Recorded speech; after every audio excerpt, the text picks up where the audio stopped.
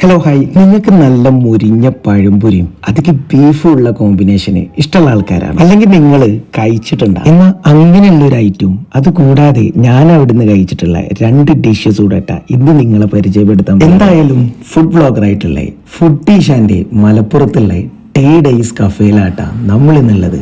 ഇതാണ് ഞാൻ നേരത്തെ പറഞ്ഞ ഐറ്റം.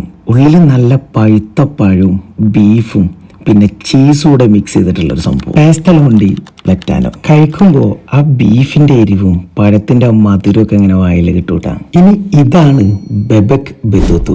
എല്ലാവരും കടിച്ചാ പൊട്ടാത്ത പേരിലെ ഞാൻ ഇതുവരെ ഒരു കഫേന്നും താറാവിറച്ചി കഴിച്ചിട്ടില്ല. ഇവിടെ ഇത് 2 ടൈപ്പ് ഉണ്ട്. ഫ്രൈ ആയിട്ടും കിട്ടും, ഇതുപോലെ ജ്യൂസി ആയിട്ടും കിട്ടും. മേലുള്ള മസാല ചെറിയൊരു മധുരാണ്. താറാവിറച്ചി കഴിക്കാൻ ഇഷ്ടമുള്ളവര് വന്ന് ട്രൈ ചെയ്ത് നോക്കി. ഇനി അടുത്തായിട്ടാണ് ഞാൻ ഇവിടുന്ന് കഴിച്ചതില് one of the best item, Shanghai saucy wings. ഇവരെ സ്പെഷ്യൽ സോസ് ആഡ് ചെയ്തിട്ടുണ്ടാക്കിയ ഈ ഷെങ്കായി ചിക്കന് വയലിൽ വെക്കുമ്പോൾ തന്നെ അതിന്റെ ഫ്ലേവർ ഇങ്ങനെ കറക്റ്റ് അറിയാൻ പറ്റൂട്ടാ. ചെറിയൊരു മധുരവും പുളിയും എരിവൊക്കെ ഉള്ള ഈ ഒരു ഐറ്റം നിങ്ങളിവിടെ വരുമ്പോൾ എന്തായാലും ട്രൈ ചെയ്ത് നോക്കി വിളിട്ടാ.